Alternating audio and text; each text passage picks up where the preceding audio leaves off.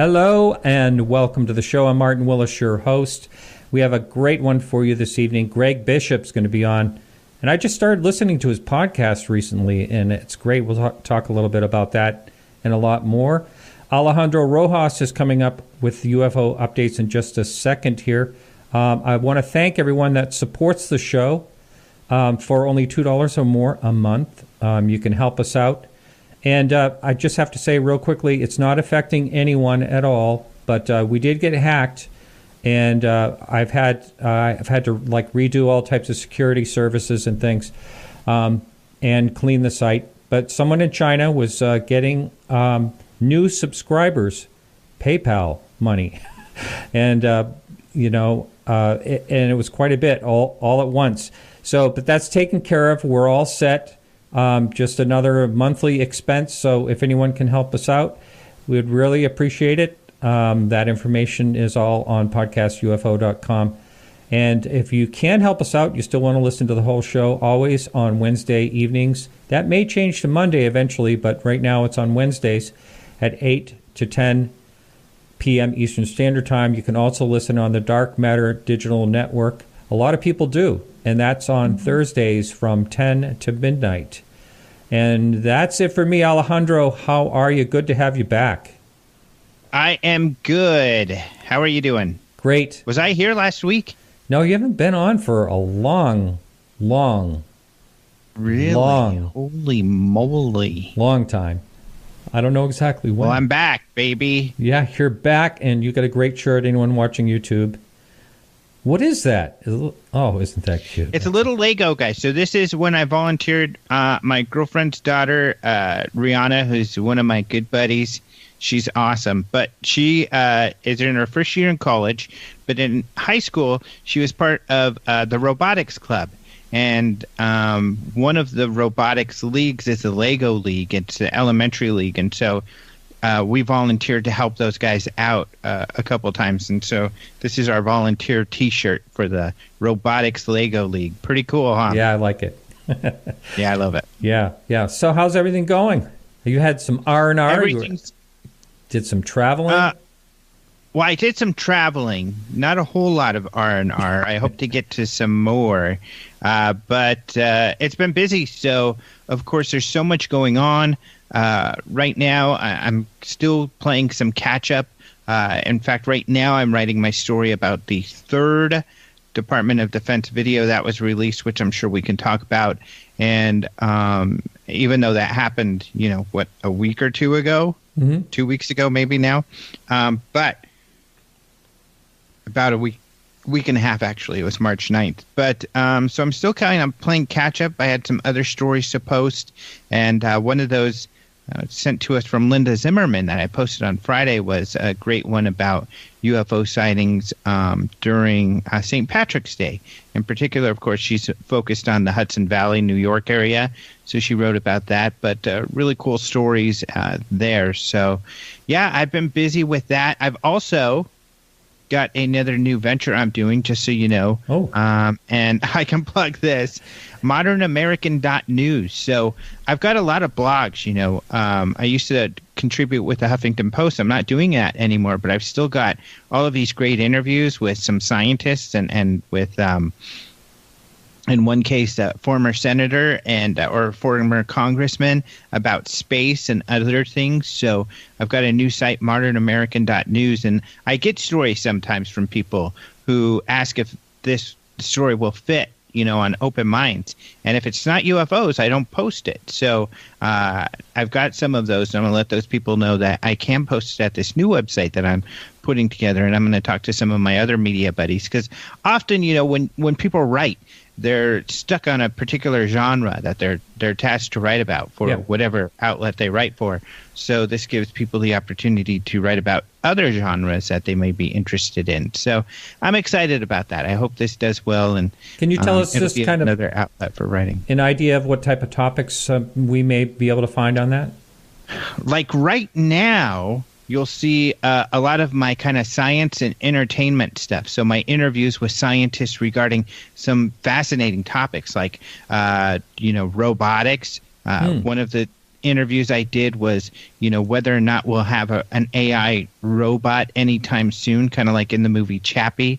And this guy is an ASU researcher who is working on robotics for NASA, and he's working on building robots that can think for themselves, because let's say you send a robot, or like the rovers on Mars, it takes a long time to communicate with them. If they could actually figure out and determine some tasks they could do on their own, then we don't have to wait for the the signals to go back and forth.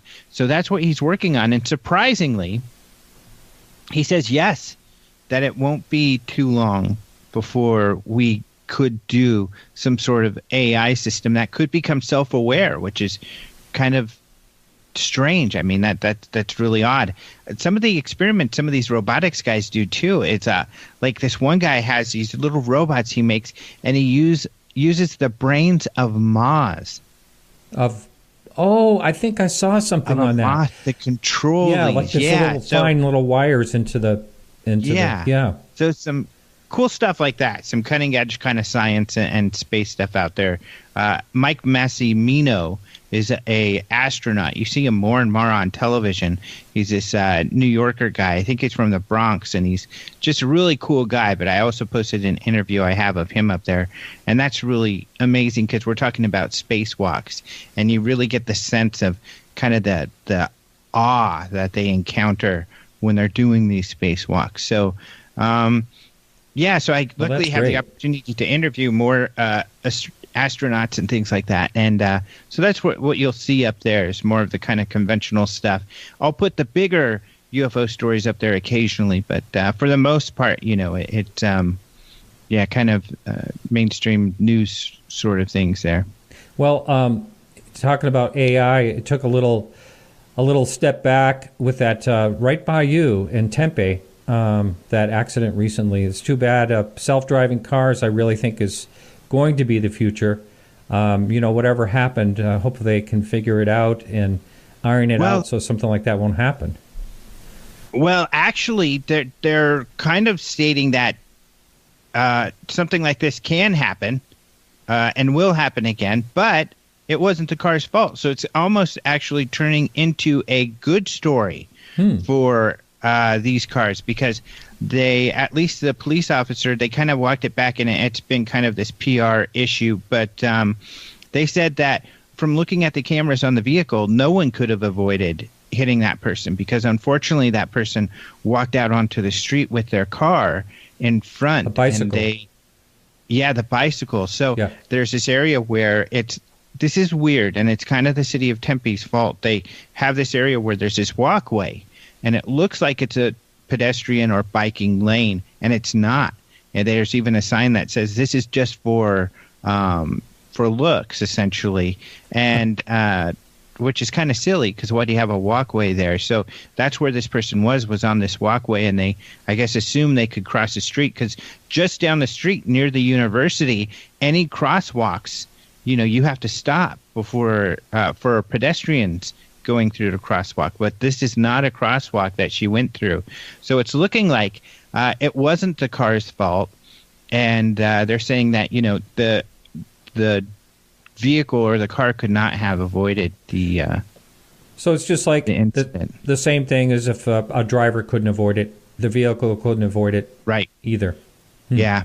And I think for the most part, I think self-driving cars are going to be much, much safer than just it can react we can react fairly quickly, but they can react much quicker than the human brain. Yep. The way they're doing this. So many cars have this integrated systems where they'll stop if you miss something. They'll stop for you. I have it on my Toyota. Really Toyota's only in 2017, and it has an alarm if someone stops up in front of you, and then if you don't hit the brakes, it'll hit them for you, which is pretty nice. Wow. Yeah. That is cool. I love this stuff. But that's great. I wish you good luck on that. I think we should probably talk about UFO news, though. Right?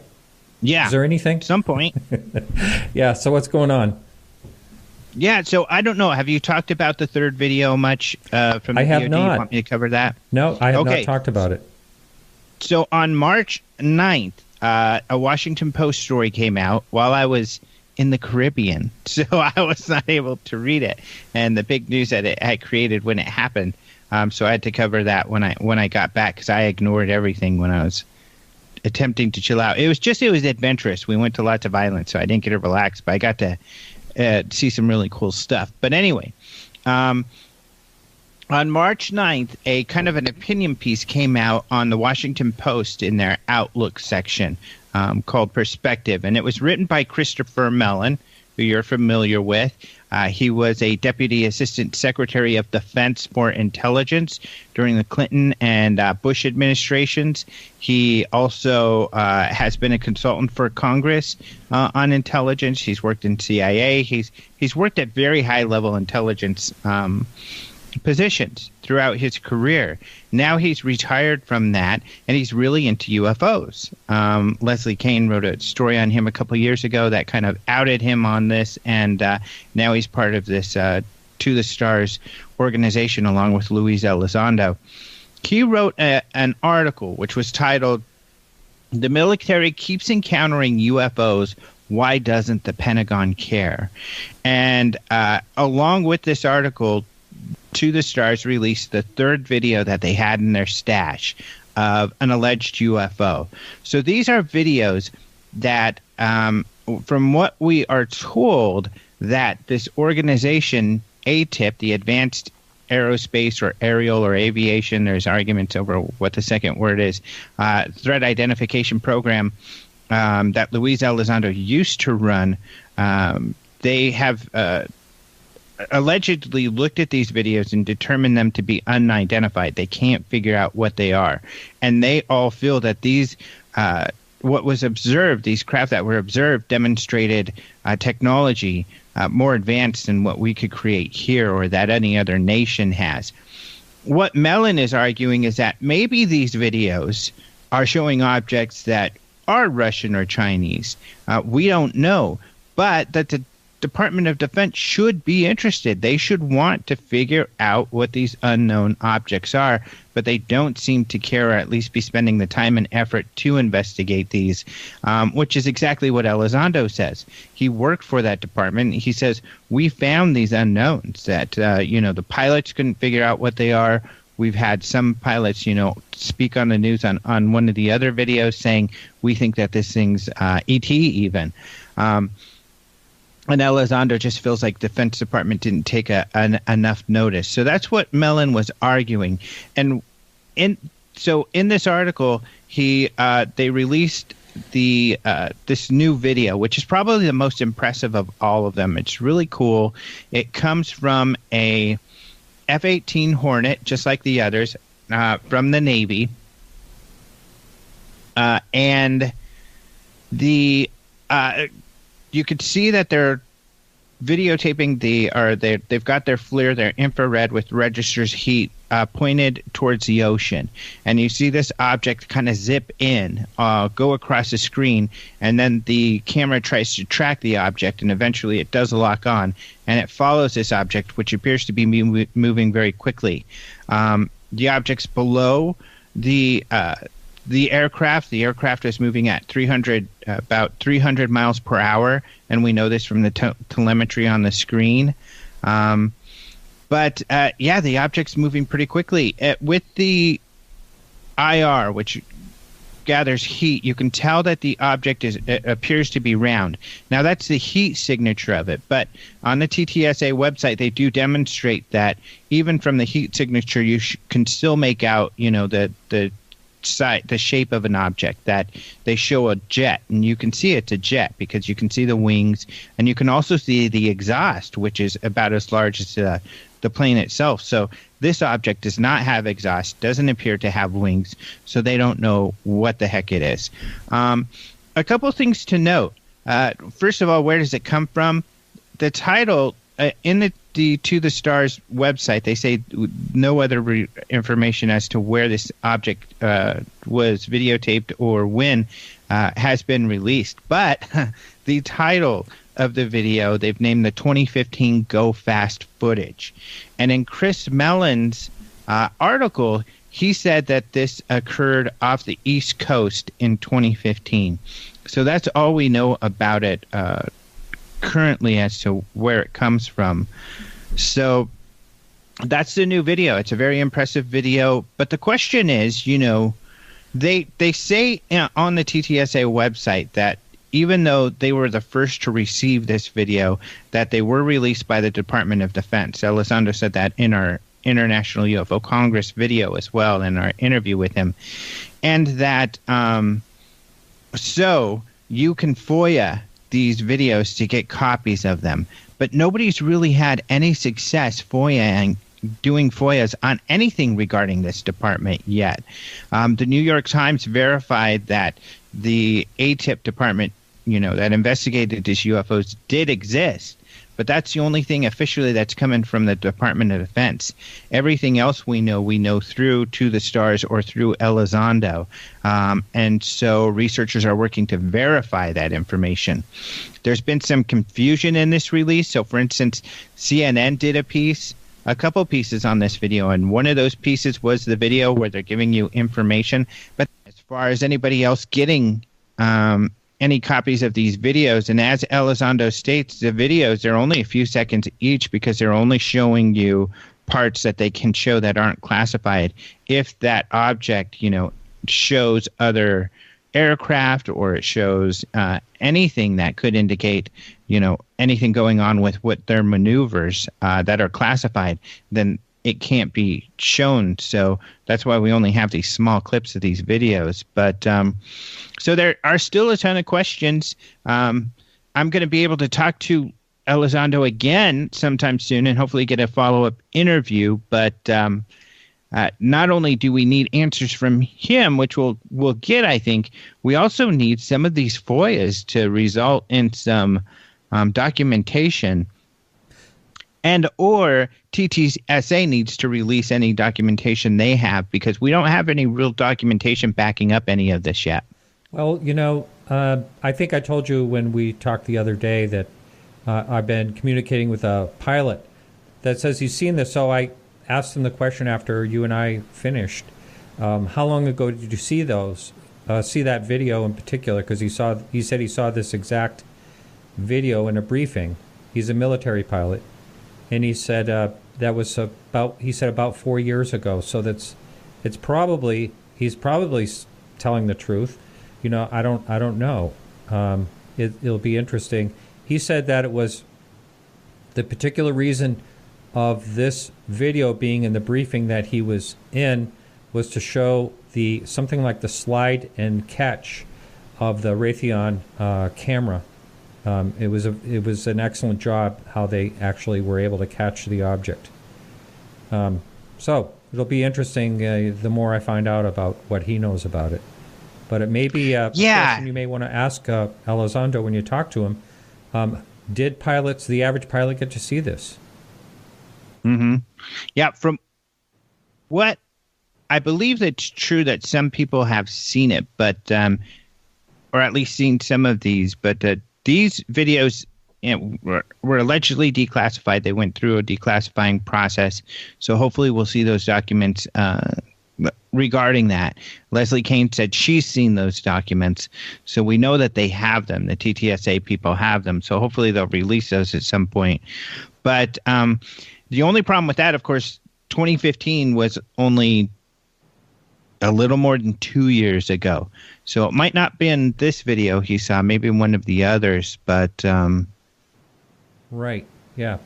Or he yeah, so yeah, he could. So I'm excited to hear more, but I don't think, and this is kind of the issue and what's happening. I think there's many disconnects going on with people. Researchers are trying to verify some of this information, and the media isn't necessarily. They're taking Elizondo's word for it, because to the media, he is an authority. He's been vetted. He worked for the Department of Defense. He's the authority. If he says they investigated it, that's good enough for them, unless someone of authority was to come out and say he's lying. But, he's got the backing of like Harry Reid, who people have interviewed. So that's substantial there. For the verification for UFO researchers, we're probably not going to get it. We're just not privy to the information we want or need to be able to verify some of this. For instance, debunkers have gone and looked at it and given some things like ideas like they're balloons or they're drones or something like this. But we haven't seen the entire investigation, what led them to believe that these are unknown objects. And the fact is, and some people have gotten kind of frustrated with this answer, but it's the truth, we might not be able to see that.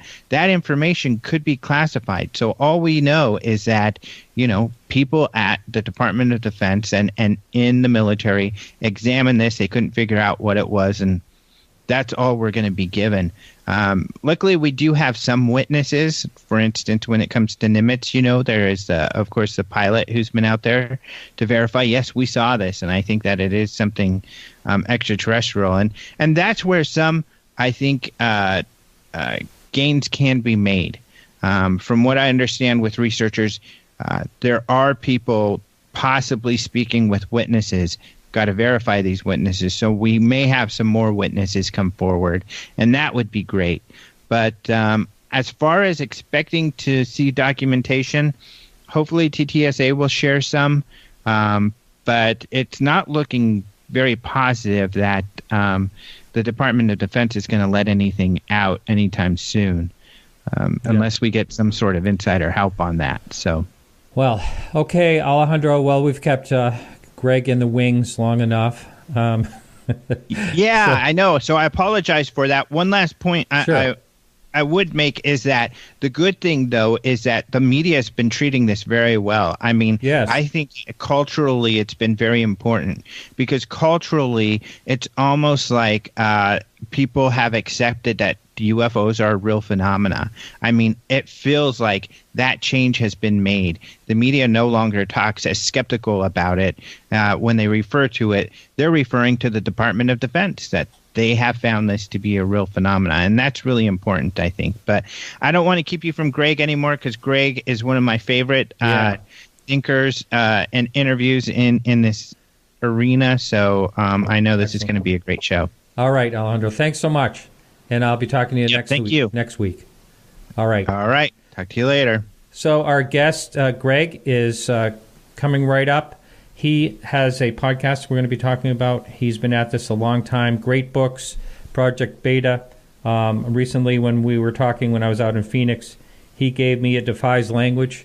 It's a lot of essays of things that he's written on different blogs.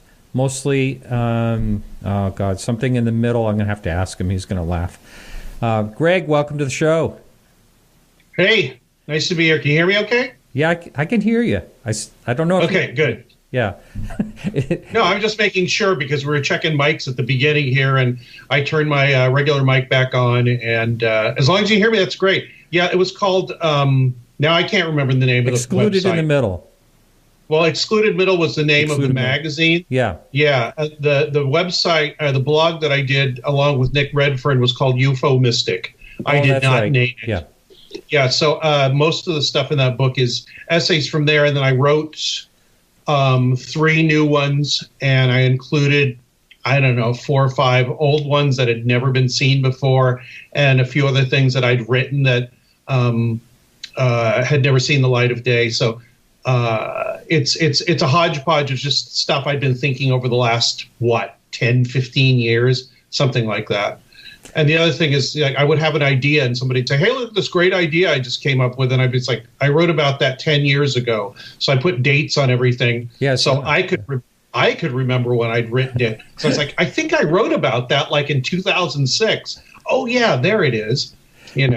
One of the things I totally agree with you on after listening to your podcast, which is great, by the way, Radio Misterioso. Is that how you say it? Is that the proper way to pronounce it?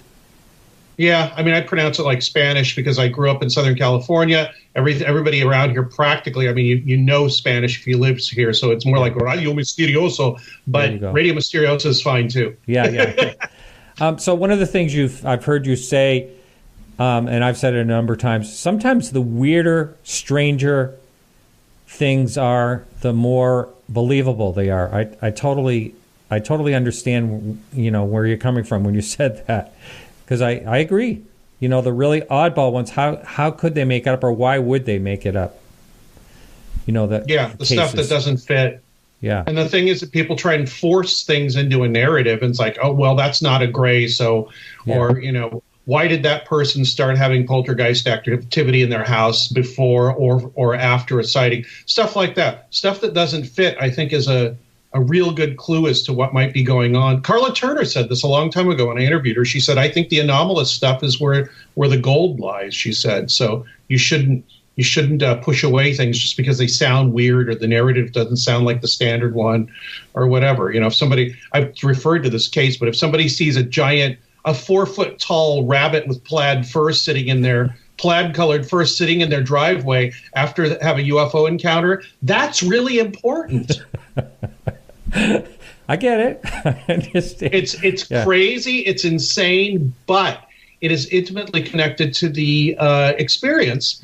And if we can find out why such an absurd thing might happen, what other absurd things happen, maybe we can start to figure out things besides where do they come from and all this. I don't think that's an important question anymore. The important question is what causes UFO reports.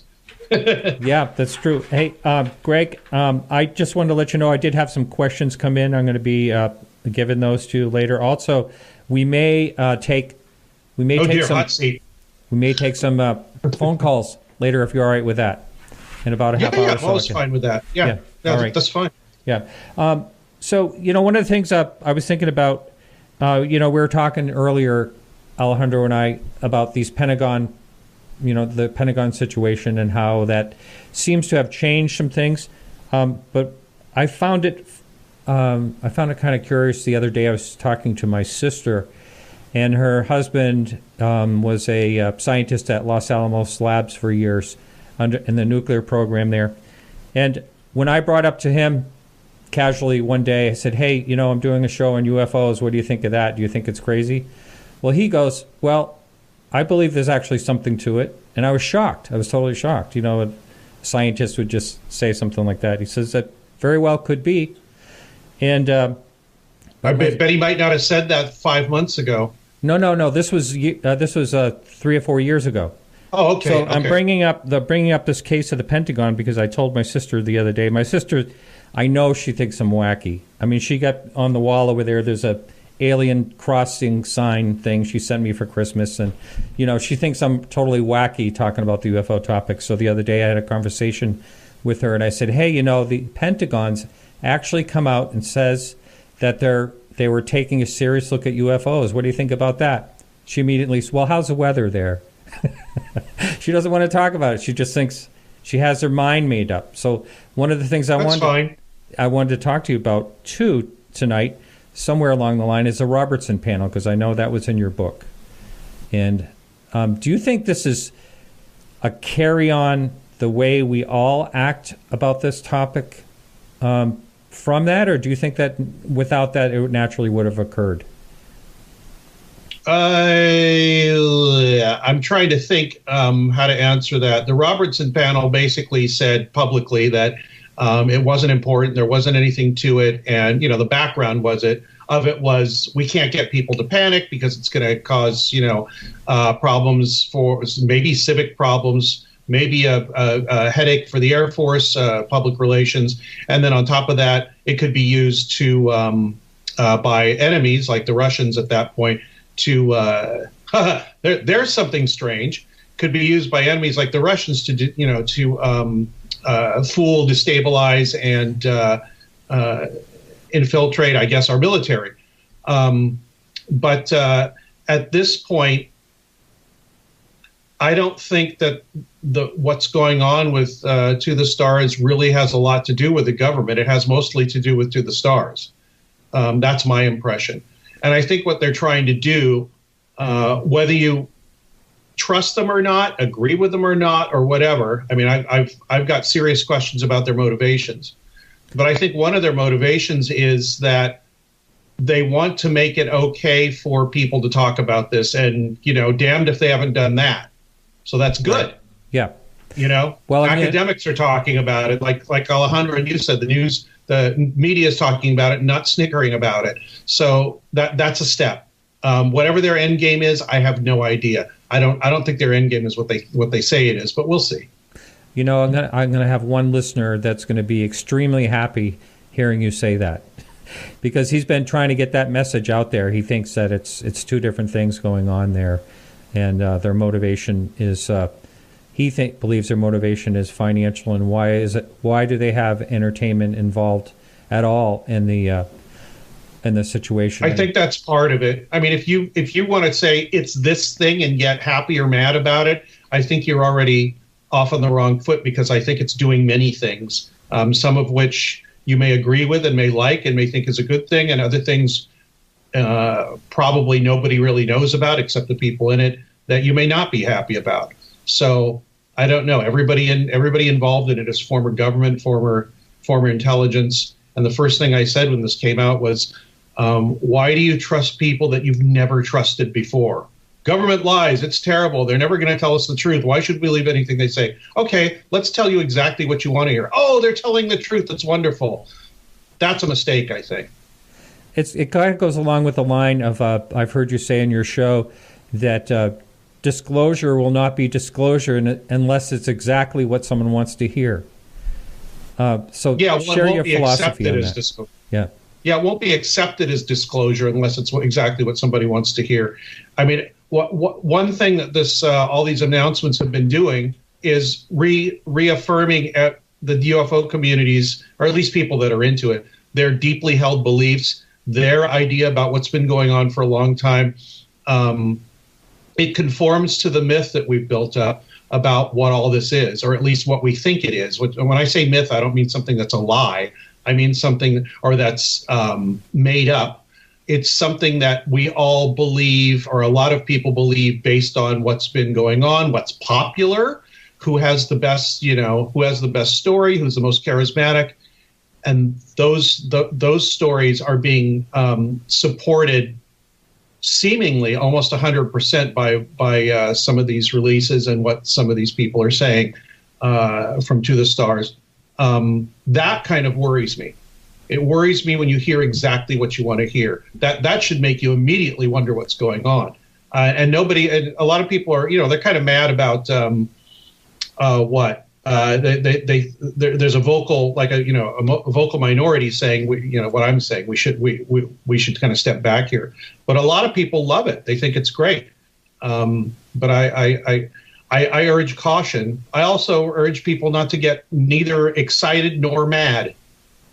Just kind of zen out, listen to what's happening, see what's happening, and see what might come out of it. Because the minute you start, what's the word? The minute you start getting excited by something that's held up in front of your face that looks all fun, you're missing all the other stuff that's going on around it that might not be so loud and fun and all that. So that's what I urge with a lot of people, is just to be unemotional about it, yet interested. Does that make sense? Yeah, that's really very good, really, really good advice, I think. So I want to just, first of all, we didn't actually say who you were. You've been on the show before. I didn't think we really have to go there. And so I will tell the listener that if you search on YouTube or on my podcast on podcastufo.com, Greg Bishop, we have an interview we did back in 2016. I think it was September 2016. So that's on there. So you can find out all about Greg also on his websites and his podcast. I highly recommend anyone to check out his podcast. It really, really is good. He's fun, and people that his guests are great as well. So one of the questions that came in, what's your opinion on how encounters have totally different experiences for individuals, more to the point where some people do not perceive the same vision or don't even see anything, even though they may be standing right next to someone who does? That's a good question. Yeah, it's a great question. I think and it's right in my wheelhouse right now, because that's something I'm working on at the moment. I was going to say it's obvious to me. That's a horrible thing to say. It's like, what? It's not obvious to you? You must be insane. What interests me right now is when somebody has a weird experience, be it a UFO abduction, whatever you want to call it, even ghost, sees a cryptid, something like that. What is going on in their mind? What is their mind trying to do when they see something that makes no sense whatsoever to them? And I think everybody's an individual, so everybody's going to have a different reaction. Some of them, most people, if it's far enough away, a lot of people have basically the same reaction. That's a light doing weird things. But as things get closer and more defined and weirder and more frightening because it's right near you, I think people's impressions and more importantly, their memories and what they remember from it and what they talk about, those start to diverge based on their personal, their background, their DNA, their biases, their upbringing, what they read in the paper that day, what kind of day they were having, what kind of problems they're having in their life. All these things enter into a mind trying to make sense of something that doesn't make any sense.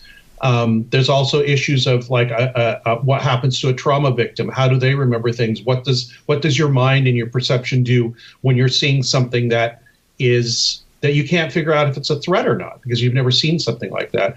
So I think what accounts for this is that divergence is just our individuality and how we react to whatever weird thing is happening in the environment at the time.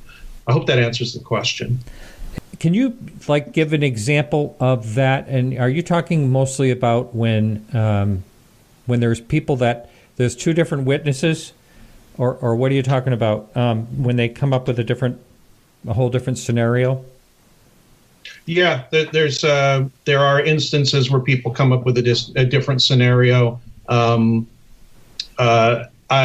have an example from a long time ago where somebody said that there was a large rectangular UFO landed in front of them. I think this was from Kentucky. I wish I could be more exact about it, but that one of the witnesses says there were beings came out of it. This big rectangular UFO looked like I don't know, maybe it looked like the size of a bus. And the other person said they saw a school bus with a bunch of kids in it going by. So, and it'd be nice if I could have the newspaper and the date and all that to cite exactly. But the fact that one of your listeners brought up that not everybody always sees the same thing, I think is evidence that there is something going on that involves our consciousness and our way of thinking about things and everybody's personality, etc. What I said earlier. It's coming through so many different filters. And so since you have so many different filters, you're going to get different impressions, different memories, all that. And I think by and large, a lot of researchers ignore that because it doesn't fit in with a certain paradigm they have. For instance, and I've said this before, this guy that told me the story of the rabbit, he told me, and apart from the some other things that went on with his investigation, he said, I don't think that's important at all. It's just something silly that happened and we can ignore it. And I said, no, it's not. That's the most important part of the account, I think. He said, yeah, but what do you do with that? And I said, I don't know what you do with it, but it should be logged.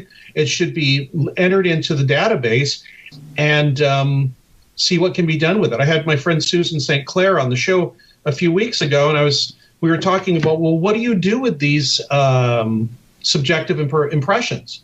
How do you categorize something that's? How do you quantify something that's a qualitative? How do you take somebody's impression and put it into a database? And what do you do with it? And the answer was, we're not exactly sure what you do with it. I mean, what you can do with it, but what she said was, I think if you look to cultural stories, myth, archetypes, things that people use in different cultures to make sense out of the world, this might be something that is important when people have a strange experience. And don't filter what they say and don't throw out anything they say. I think people are doing this now. A lot of researchers are really listening to the witness and letting them speak, which is good. Right. Getting back to the Plaid bunny. Someone wanted to know what that symbolized. But I do get it because, it's like I have Mike McClellan coming on. He's been on before about owls, while people see owls and, when they see a UFO. And I actually talked to someone in Native American country out in Arizona that never even talked about UFOs. It was just someone like off the street, and they said a big owl came after they saw a UFO. It's bizarre. And so I agree with you. Like, that could be a clue to something else. So a question that came in from chat is, do you have any thoughts around some in the academic world debating whether we are living in a simulation? Is that something you've ever talked about before? Or I'm not sure where that came from.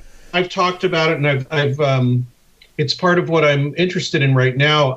I think that if you look at reality as based in information rather than based in physics, which is a very big area, and it still gives me a headache to think about it, that there is an idea that the universe at its very base, our reality, is composed of information that by our consciousness interacting with it and existing causes the real world to be created. Now, that sounds like solipsism. It sounds really silly. It sounds like something a New Age person would say. But it's also something that John Wheeler, who was a Nobel Prize-winning physicist, said about 10 years before he died in the 1990s. He said, I think at the base of all of our reality is information, and what we see as reality is the end of a series of questions that we don't even realize we're asking about it and forming it into what we think is real. And I was speaking to a researcher about this, and he said, well, don't you see that in a physical universe, a lot of this weird stuff just is weird. It doesn't make any sense. There's no way to reconcile it with how we look at reality, how we think of reality in physics. But in a informational universe, it's almost imperative that weird stuff happens. Does that make sense? Yeah, that's it. That is interesting. And also, when you're talking about information, it just makes me, first of all, do you think there's like a collective consciousness of people gathered and witnessing something? Or how could something like that happen when there's, like, say, a mass sighting of whether it's a UFO or a Bigfoot or whatever it is, and something really on the outside, something paranormal that we're just not, doesn't fit the normal realm? You're asking how is it, if everybody has their own subjective impression, how is it that a lot of people see the same thing in certain situations? Yeah. I think that I think that's because sometimes people interpret things the same way, and sometimes they don't. If you're standing there talking to a bunch of people and you're giving a lecture, 30% of the people are thinking one thing, 30% of people are thinking another thing. Although if you talk about something that everybody has experience with or knows about, even on a subconscious level, I think they're all pretty much following in the same way that they're all thinking about the same thing at the same time. But when you start talking about something that they don't all have experience with, it starts diverging. So if people can, a group of people can put whatever it is in front of them in the UFO box, mm-hmm. I think that the UFO box works for them, and that they have some agreement on it. Also, they talk about it later. Are you seeing what I'm seeing? They describe it to each other. And just by talking about it and encoding it in language and trying to make sense of it, I think these memories are codified and created that way. I mean, I gave a lecture and also wrote a piece for Reframing the Debate, the UFOs Reframing the Debate book, mm-hmm. where I addressed this specifically in regards to how lawyers are having problems now with witness testimony, because it can be coerced, it can be changed, it can be it is subject to the questioner quite a bit. So it's hard to give a good exact account, because the person is not going to remember it exactly as it happened, because our brains do, and this has been proven, our brains and our nervous systems are not recording devices. They whenever something happens, your brain and your nervous system and your memory and all that is figuring out how to use this memory as something useful later. not as something that happened and recording it saying that's what happened. Your consciousness pays attention to what is important to you and what you can use later. Such as, like, if you have a bad relationship and you break up, you and the other person are not going to remember it the same way because you have different impressions of it. And both of you could be wrong. Both of you could be right. Who knows? Or both of you could be, it's usually somewhere in between the two impressions. But the thing is, the memory of it is being encoded in your mind in the way that makes the most sense to you, and it can help you in the future. Like, I'm going to avoid this kind of person in the future, so I'm going to remember it this way. You're not thinking of it that way, but I think that's how it works. And I think some of the same stuff is going on with paranormal experiences. And I'm not saying people make things. That's one thing. I've given this talk, and a few people have said, well, you're saying that people make everything up and it doesn't exist, and you're a debunker. It's like, that is not what I'm saying at all. What I'm saying is something weird happens, but I don't know if our memories and everything that we use to record that impression is that accurate. Especially with something that you can't produce on demand. Like, everybody knows what if somebody runs into somebody with a car, everybody pretty much knows what that is. But, having something strange walk into your bedroom at night, not everybody has that experience, and you can't have it on demand. So there's some divergence about what's going on. I mean, there has to be, because people don't have a frame of reference for it. Am I making sense? Yeah, but, what about people that are considered to be the trained observer? Say like a military pilot, or say an astronaut or a police officer. These are all what they call trained observers. You're saying not. Right. And I've had this happen. I forgot what course I was taking, where and what, but I had this situation where someone came into a room and they did something real quickly and then left. And then, like 5 minutes later, the person running the course said, all right, to say exactly what you just saw, and, some people said he had a brown shirt. Somebody said he had a blue shirt. It was actually kind of funny. But if you're actually trained to identify something, that's what you've been trained to do. I think it's a little different than our mind does become in tune with recording what we're seeing, unless I'm wrong. Yeah, well, they're trained observers in the observations of what they expect. If it's something that they don't expect, I think their mind's going to say, well, it's this thing, and everything will follow from that idea. Or if they have no idea, maybe they just, hopefully they just give subjective impressions. However, I also noticed another thing. The closer an encounter is, the more it affects people. You know what I mean? The more it seems to have more an effect on their memories, their psyche, and everything, the closer the encounter is. If you just see a light flying through the sky, most people are going to agree that there's a light flying through the sky. But if something starts to approach you, I think that the impressions that people have in their memory start to diverge at that point, unless they talk about it later, and then they all kind of agree what that memory is, and their minds say, okay, we all experience this thing. But I bet if you could separate people during a close encounter and ask them all the same questions, you would get divergent accounts, maybe widely divergent accounts. Wow. I talked to someone that, not, another person. I love talking to people, by the way, that you casually meet somewhere and you bring up the UFO topic, and someone in the room will say, yeah, well, I saw one, and they talk about it. And so what about, this just is reminding me of a person I spoke to, and she said that her aunt kept saying it was an airplane. It was an airplane. She said, no, that ain't no airplane, is how she put it.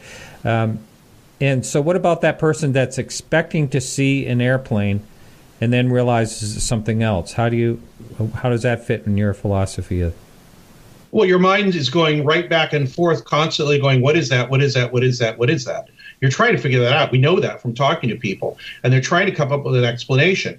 Now, at some point, some people will be able to come up with an explanation and say whatever, or their mind says, I really can't handle it. This is unknown, so I know that's an airplane. So that's going to be an airplane for them. But other people may not be so sure, and they'll say, I'm trusting my eyes, and it doesn't look like anything that I've ever seen before. So I don't know what that was. It's funny because I get to this point where people say, well, people aren't, you're saying people aren't seeing what they say they're seeing, and they're just what's the word? They're just being inaccurate about it. My response is they're being as accurate as they possibly can, but we have to realize that it is affected by how they feel about it, who else is there, what time of the day it is, what kind of person they are. Are they completely not interested in the subject? Have they never, are they totally interested in UFOs? It's all subjective when it's going on, which is why it's important, I think, to get all these subjective impressions from people, no matter how insane they might seem, because it will help. It will help us, I think, to a greater understanding of what's going on. I see some of the people in the forums are saying, I know what I saw. It's like, I'm not saying you didn't see what you saw. I wasn't there. Oh, you're watching the chat now? Yeah. Is that what you're saying? Yeah. Yeah. Right, so you be nice to Greg. You be nice to Greg in the chat room, okay? No, nobody's being rude. They just have questions, and they're saying, well, how can that be? I know what I saw. It's like, I would never tell somebody you didn't see that. What I would say is that is your impression. That should be entered into the database. And I honor that you saw what you say you saw. But I don't know what it was. So I wasn't standing there. Neither, and neither was the researcher who talks to you or your friends that you tell about later. So, speaking of that, have you actually ever seen a UFO? Yeah, a couple of times, but never close enough to be exciting. I saw a light over Death Valley, or near Death Valley. It appeared to be over the Mercury test site, in Nevada, where all the atomic bombs were set off in the 50s and 60s. I think 70s. I think they stopped in the 70s. But I was driving to Death Valley like 3 a.m. one time. I saw this really, really bright white light. I couldn't even tell how far away it was, but if I had to, estimate, it was probably over the border in Nevada, which was over the Mercury test site, or maybe near Area 51 or something. It did not move. It just sat there. It was really bright. It was not a star, and it was there for a few hours. And maybe it was 1 o'clock. And so at like 4 a.m, after looking at it for a while, going back in my hotel room, coming back out and looking at it, finally one time I came out and it wasn't there anymore. I looked at it through binoculars and it just looked like a blob. It just looked like a bright blob. But the thing is, it's so far away that the atmosphere is making it look like that. Yeah. But it wasn't an airplane because it didn't move. And it wasn't a star because a star, and the background stars moved over those 4 hours and the moon moved, but the spot didn't. So it was something that was floating in the air. The other thing I saw was a very strange shape near the Santa Barbara airport near sunset. I don't know, about maybe 8 or 9 years ago. And I described it in It Defies Language, what I saw. It made no sense to me. It just looked like a big black thing made out of 6, looked like black, hexagonal tubes, as if they were giant pencils. It was about a quarter mile away from me. And they were arranged like a wheel, but with no rim around it. It was just the spokes of a wheel, and one side of it had a black line and little black rectangles along the line. And some people said, well, maybe it was a kite. And I was like, I don't think it was a kite because it was stock still. It did not move. And the funny thing was, I was just in a private plane that took off over right where that thing was an hour before, and it wasn't there then. So I called the control tower the next day. The dumb thing was, is I saw it from a quarter mile away, and then I went home. I don't know why I did that. It's like, oh, that's very weird. I guess I better go home now. So, and this is what happens to a lot of people. They see something very strange, and their mind doesn't register that it's something very strange that they should investigate or pay attention to. And that's what my mind did. I mean, I've been looking at this stuff for years, and I suddenly finally see something extremely weird in the sky, and I leave. And it wasn't that high in the sky either. It was like maybe 100 feet off the ground. It might have been 80 or 100 feet across, and it was about a quarter mile away from me, floating over a salt marsh next to the beach near the end of a runway at Santa Barbara Airport. I called the control tower the next day, and they said, we had no reports of anything like that. It's like, really? Oh. It was right there. It was completely visible. You would have seen it from the control tower easier than me. But they said, nope, nothing like that. Isn't that something? Well, I actually know someone, a friend, who their whole family had a UFO sighting, and it was really strange. These things like were hovering over power lines and going up and down and like not really moving, going, just up and down basically. And so the whole family got bored and went inside except for her. They're like, oh, well, that's cool, and just went inside. Like they had enough of it for about 5 minutes. And that was another one that lasted a long time. Yeah. I think it's because people, somewhere in their mind, people say, I really can't make any sense of this. So it just kind of, Dean Radin told me this when I talked to him. He says, well, I think a lot of weird things happen to people, but they have no place to put it in their minds. It just kind of falls off the table, which is why you hear people saying, remember that time where we saw that thing, or, it was real, that big light came in the room, and a group of people will not talk about something for years, or you won't talk about something for years, and suddenly something jogs your memory and you think of it. And the explanation for that, as Radin told me, he thought was, well, your mind has no place to put it. There's no drawer to put it in, so it just falls off the table until something jogs your memory again many years later, which is another strange thing that happens with this phenomenon. Right. I'm going to get to another one of these questions we have here. With regards to alleged abduction encounters, the norm is that ETs are interested in our biology and give physical examinations.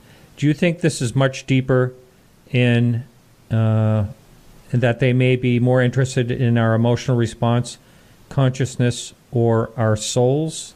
That's another question that came in through email. Yeah, I think Carla Turner said that a long time ago. I don't know what happens during abductions. I have no idea. Nobody has video of it or anything like that, or at least anything where they can say this is exactly what happened. But from the subjective experience of people that have gone through it, it seems like it's more intimately connected to what humans are, what we're doing, and how we feel about things than any kind of biological experiment or anything like that, which leads me to believe that it has nothing to do with, scientists coming here to do anything, but it has more to do with what we look like to something else that's not us, if that makes sense. So, I don't know what that thing is. I'm not going to say it's aliens from other planets or anything. I think it's a subjective experience, and I think it's been changed by researchers trying to figure out what it is and telling people what it is. You've been at this a real long time, and I have a lot of friends that I talk to quite often that also have been at it a very long time. Do you sometimes get frustrated? I know this is going way off our topic. Do you get frustrated and say sometimes you just want to hang your hat up on the whole UFO thing? That's what my other friends say. Yeah. Yeah, well, a lot of people come in to have that happen. There's like, okay, that's it. I don't want anything to do with it anymore. And then they come back. Jim Moseley had that happen. Don Ecker had that happen to him. There's so many people that just get sick of it because, I think, one, it's an insane thing to be interested in, and it'll drive you crazy. Two, I think the phenomenon in some way accesses part of our mind that is not stable. You know what I mean? It's a destabilizing thing to be interested in this stuff. But the thing is, if you've got a certain mindset where you're into it, you can't get away from it. I haven't heard too many people walk away from it and never come back. There's still some interest. I had Jeff Ritzman on my show, and he was saying that the UFO encounter, or whatever it is that you're encountering in this area, seems to thrive on, and he calls it, it's part of the trickster archetype, but it seems to thrive on things that aren't stable. It's liminal states. Like people have these things happening to them when they're during a divorce, or something else is going on in their life that's not stable, or if they do have a stable life and this happens to them, it completely destabilizes them. Wow. So it's not something to be messed with if you want to, at least in a very intimate way, if you want a quiet, normal, not very exciting life. I've never really thought of it that way. I've thought of my interest in the topic is almost an optimistic one, in a way of, listening to what people have to say, but also thinking, it's possible we're not alone. And and it's possible not such a boring world. There's a lot of things that, make me interested in it that I don't necessarily think unstable. But all right, so you're talking about people that always come back. What about your friend Bill Moore? I know, there was kind of the incident back, what year was that, where he... 1989. 1989. And I know you're good friends with Bill. So, so what about him? He has no interest at all in coming back, correct? Yes, correct. He's one person that escaped it.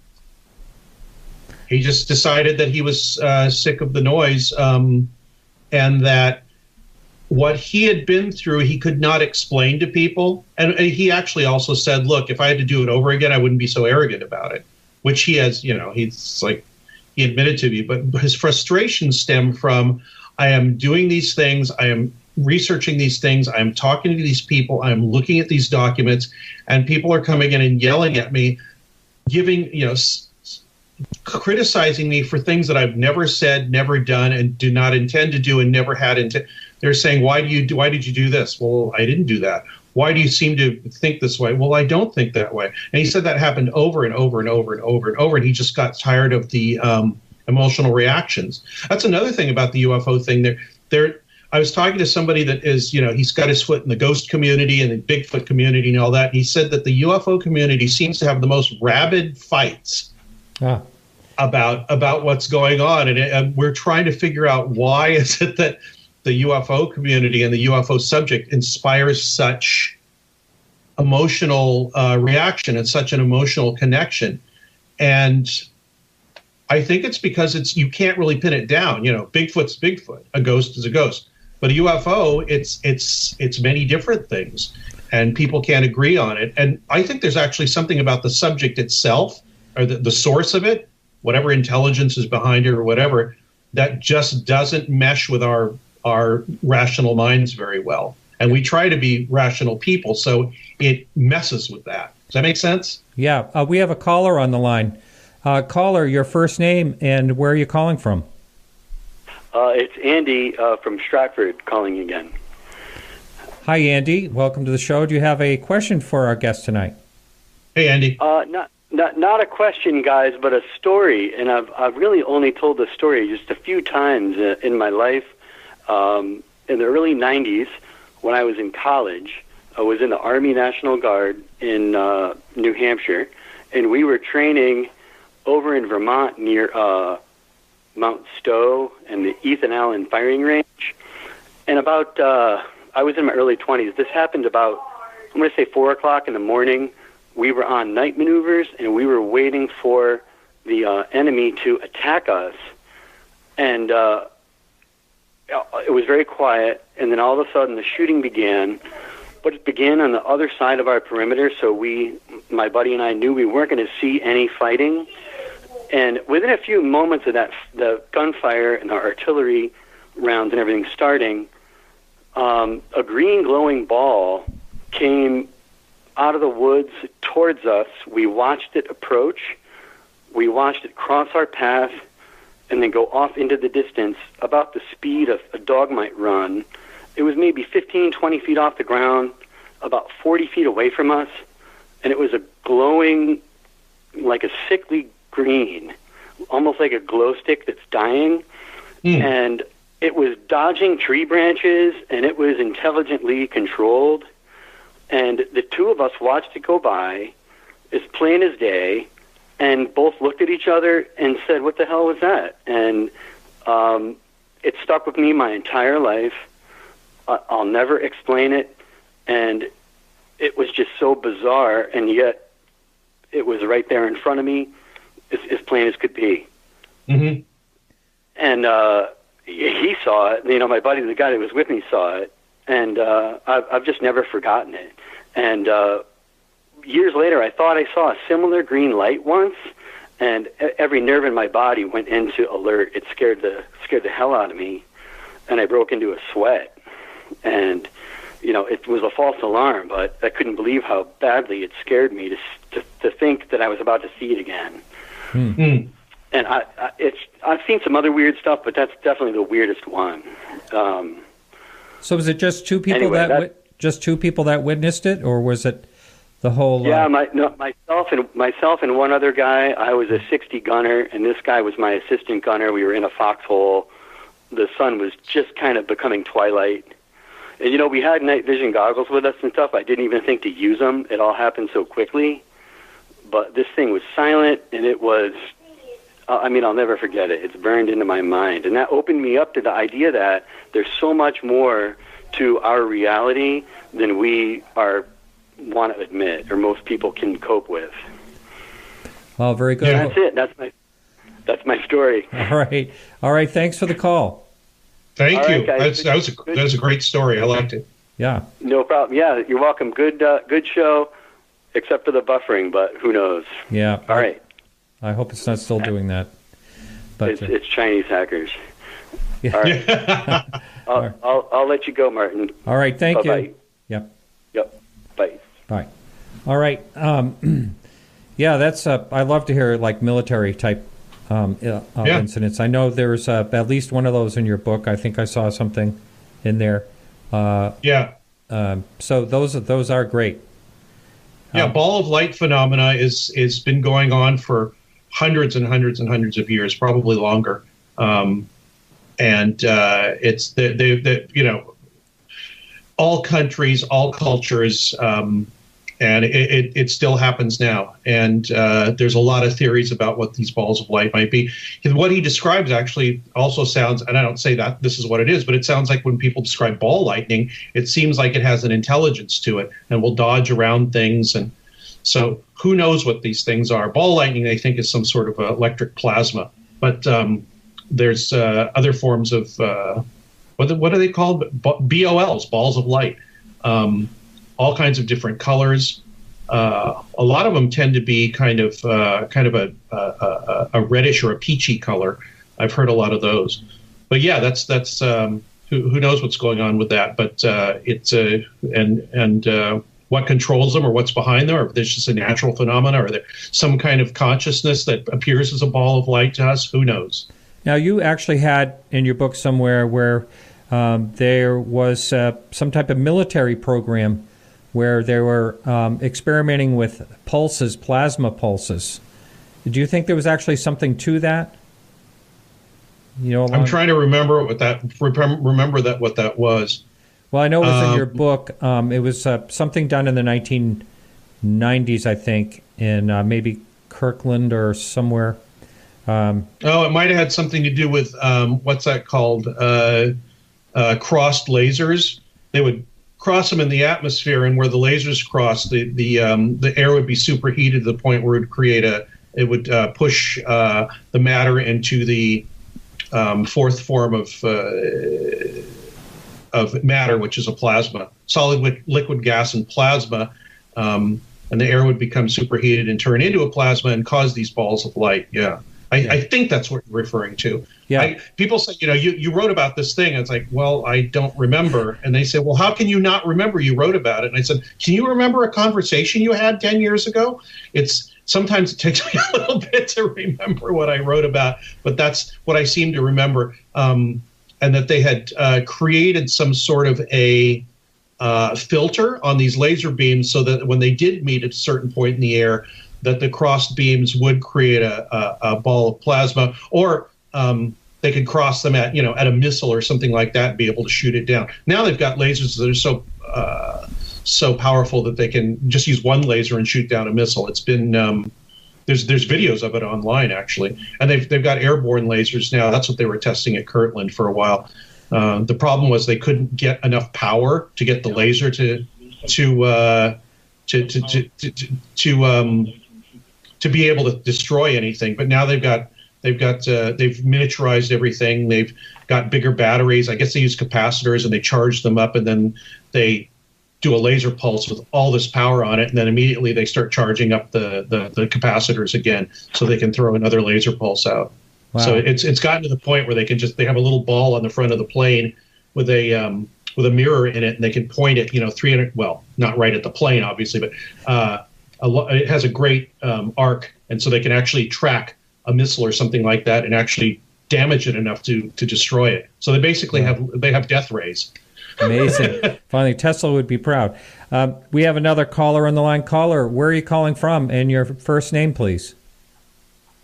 Hey, Martin. Hi, Greg. Can you hear me okay? Hi. Yeah. Yeah. You can speak up a little, though.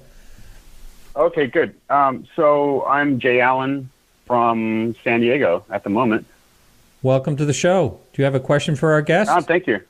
Yeah. Yeah, so I was gonna sort of call in and tell you a story also, as a trained observer, if that's okay, because that seems to be sort of a key word. And every time I hear it, I'm like, man, there are so many trained observers out there that we, a lot of us, the position that I was in, it made it impossible to actually file a report or do anything about it. But I can tell you a story. It just can't be official. You know what I mean? So, yeah.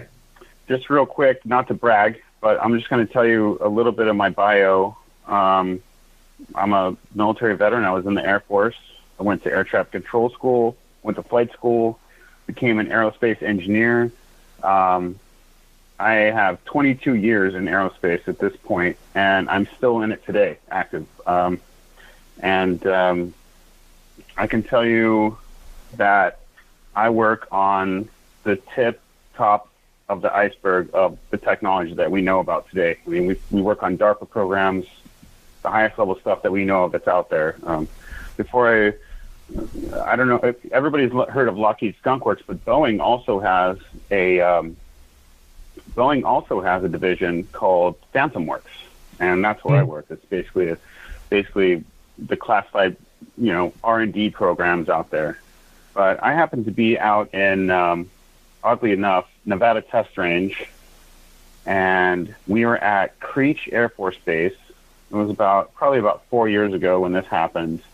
And I don't know if you guys know, but Creech is in Indian Springs, Nevada, and it's just on the other side of the mountain from Area 51.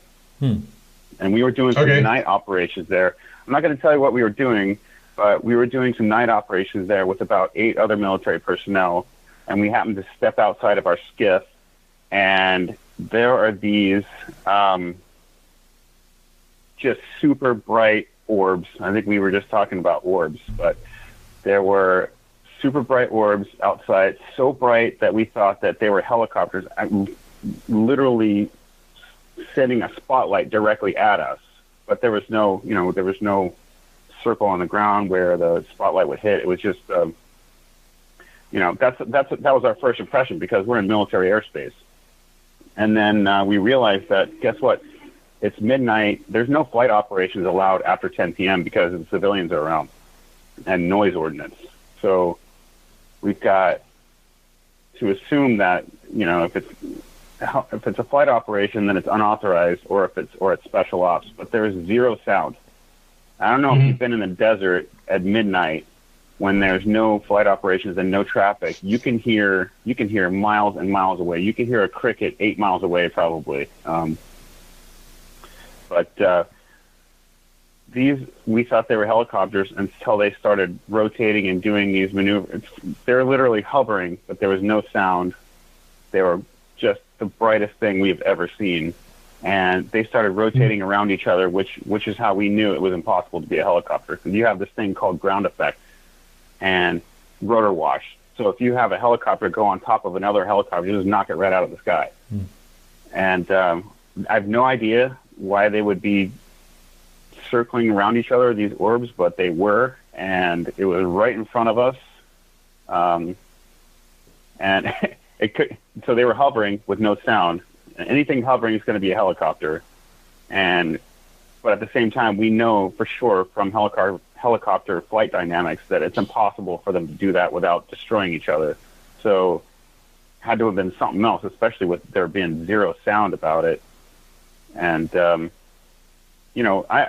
my point was not just to tell the story, but to say there's a lot of trained observers out there, and yet perception is definitely, the skeptical argument is hugely valuable. And we have to consider perception within all the people who are telling stories. You know, one person saw this, another person saw this. Yeah, that's all totally true also. But eventually we have to reach a threshold where we have enough trained observers telling a similar story where we have to really consider that there's something going on, and it's not perceptual misidentification. It's not displacement or sublimation.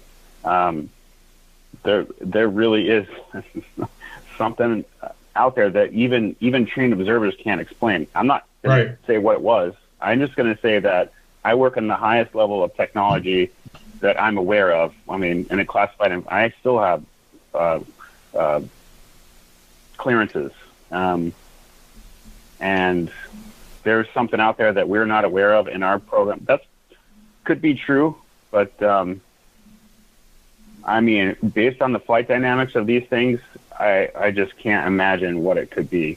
I'm just saying that there's got to be a threshold where enough people like me come out and we have to admit, we need more investigation, and we should, in some instances, move away from the perceptual accountability and go into, more investigation. But there it is. Yeah, well, the point is that thank you so much. There's been a lot of investigation. I think the investigation has to be taken over by people who are more professionally trained. And I'm sorry if I gave the impression that people don't see what they're seeing.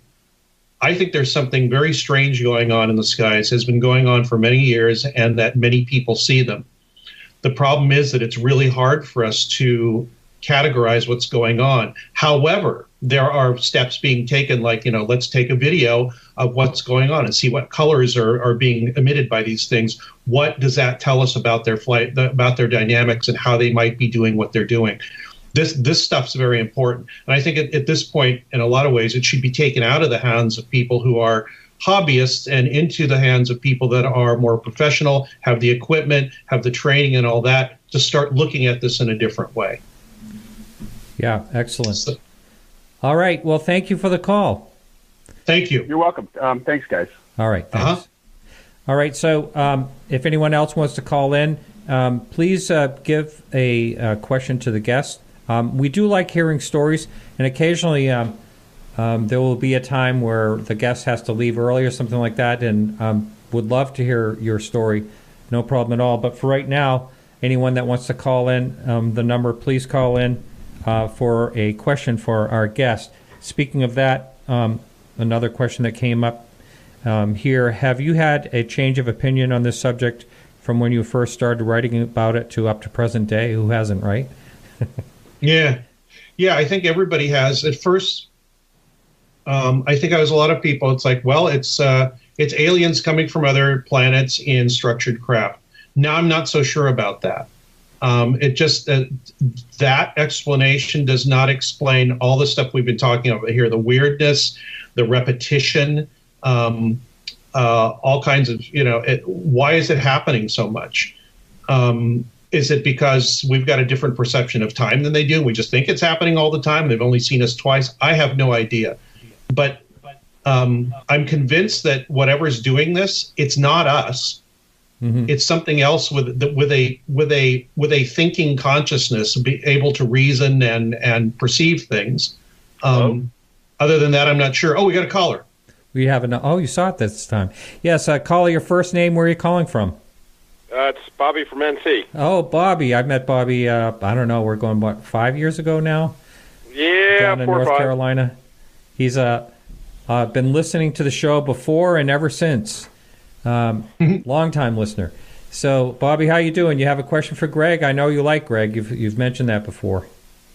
Yeah, I'm doing great, and Greg is great, and it snowed today, first day of spring, and we got snow, so I don't want to hear you bitching about your 14 feet of snow that you get. But it's been raining all day here, but that's California. Yeah. Well, it's funny. It's melted before I left for work. I had a question for Greg.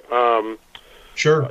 Well, first of all, I heard that the Two Stars Blink 182 Academy got 2 more videos recently, but they haven't released them yet.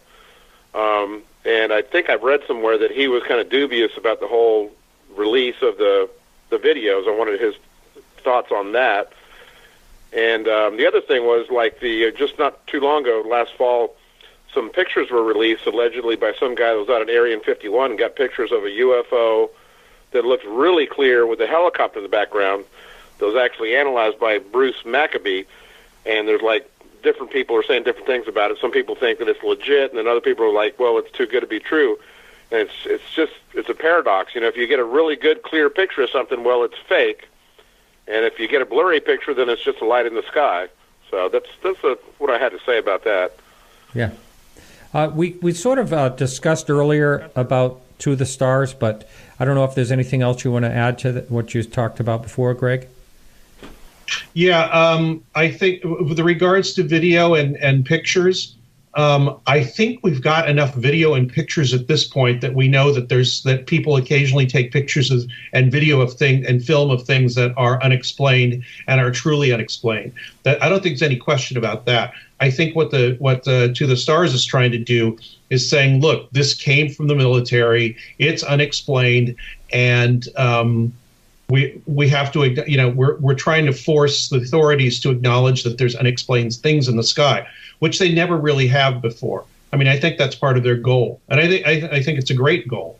That I think the videos are singularly unimpressive to me. It's just like, well, there's dots in the sky doing stuff, and they're traveling at strange speeds. But the thing is, if you're into UFOs, or actually most of the public, they already know that stuff happens.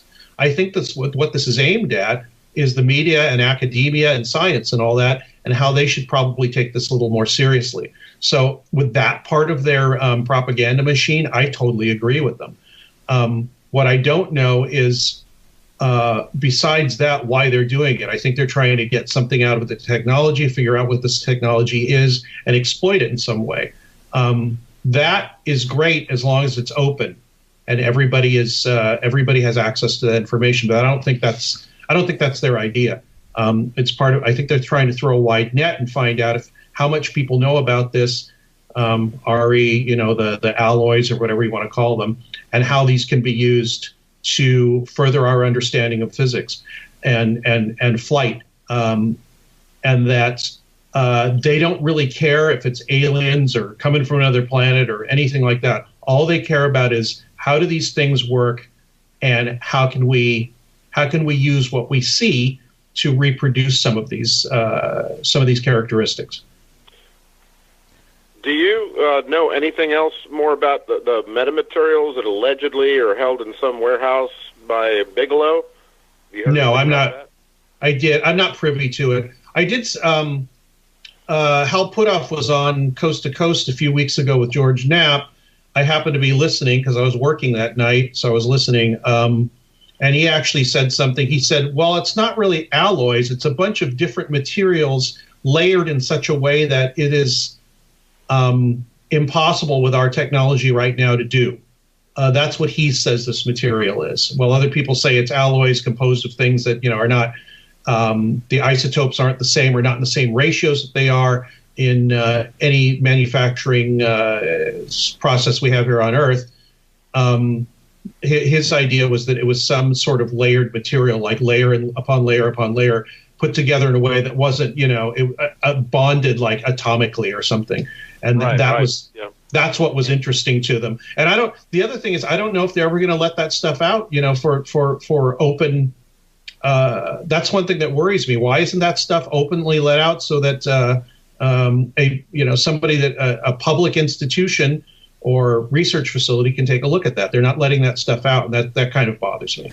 Well, in that part alone, I think Bigelow is involved, and he's always been pretty cautious about revealing things.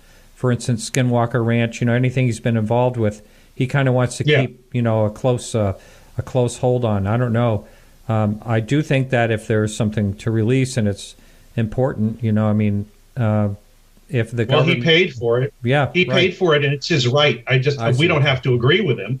Yeah, I think this stuff should be made public, but all you can do is say, well, that's not fair. Well, it kind of is, because he paid for it. Well, actually, this I'm not sure if he actually did, or if this was actually part of the $22 million that was spent. Yeah, you know, from the government. He's probably spent an equal amount or more than that $22 million that was given to him.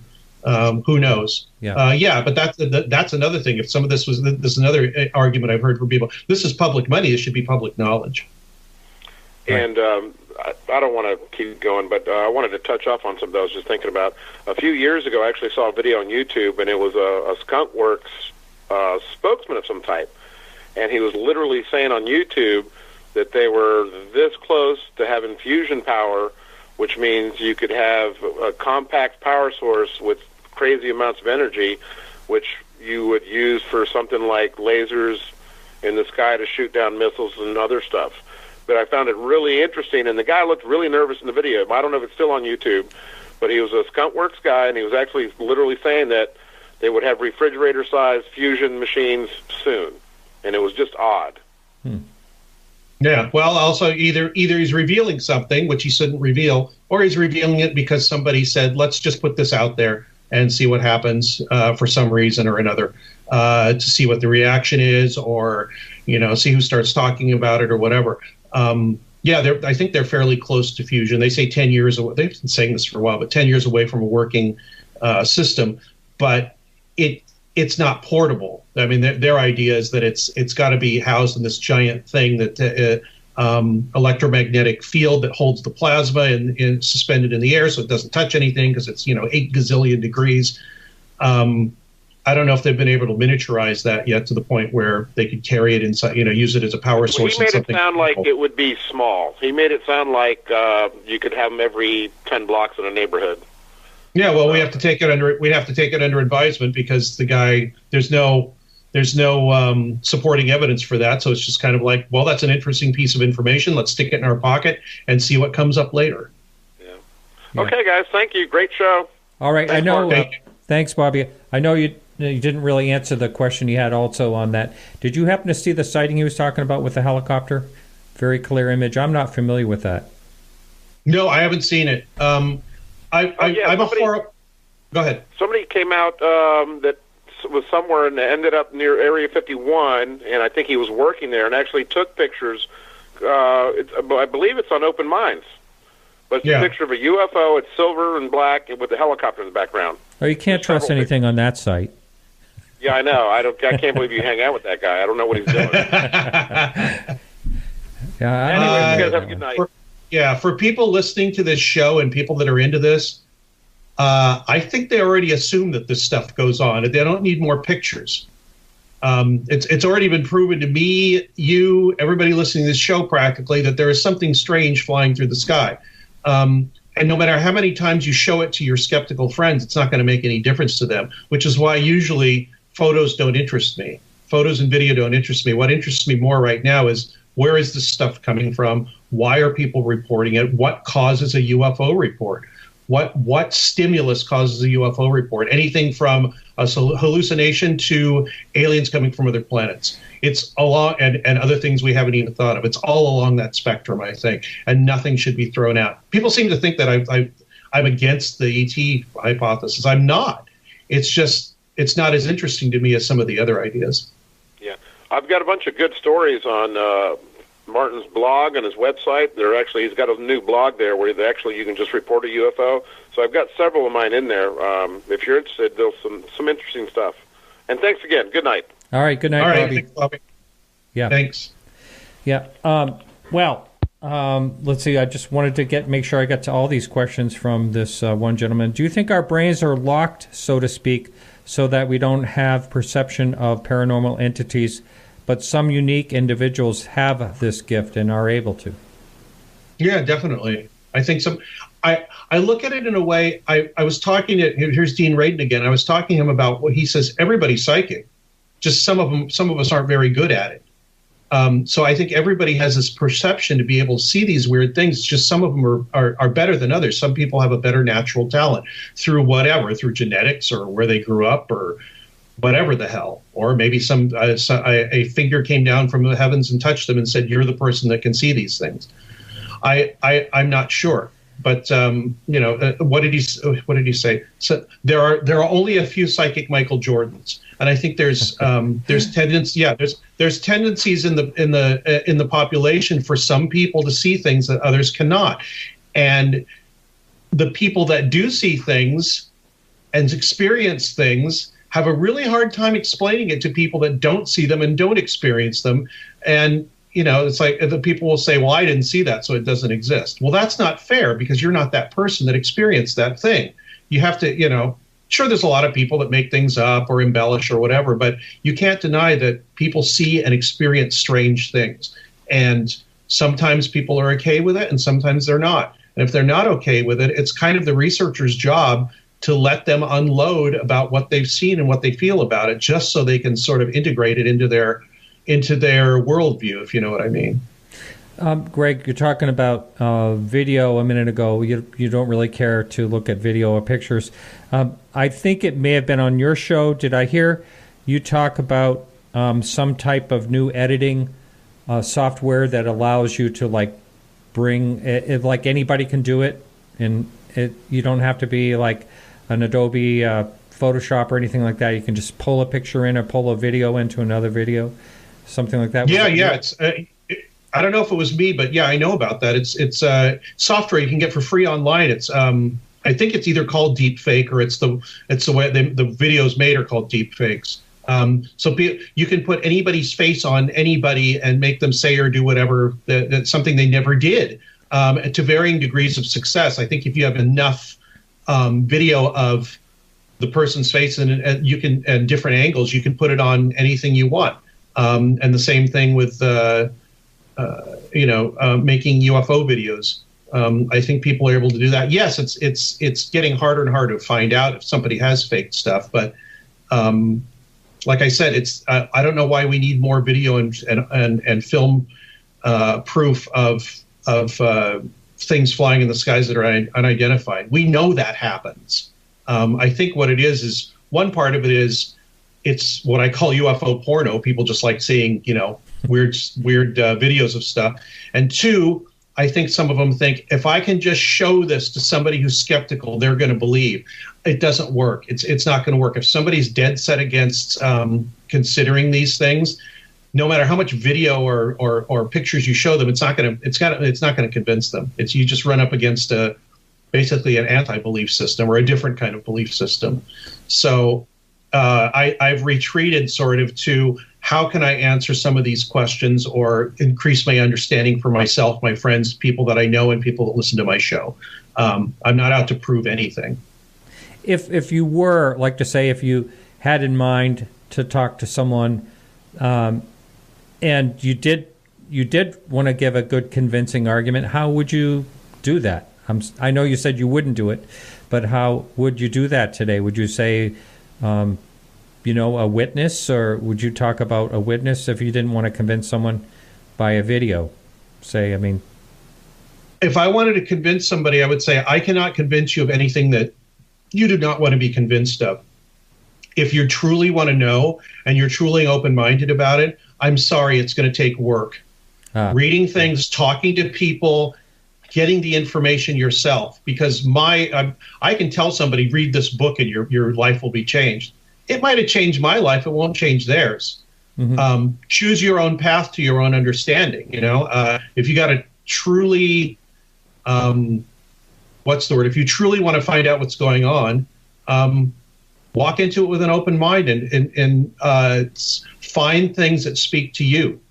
I think that's the only advice I can give to somebody. I can't sit here in a debate with somebody and convince them of my point of view. It's just not going to work.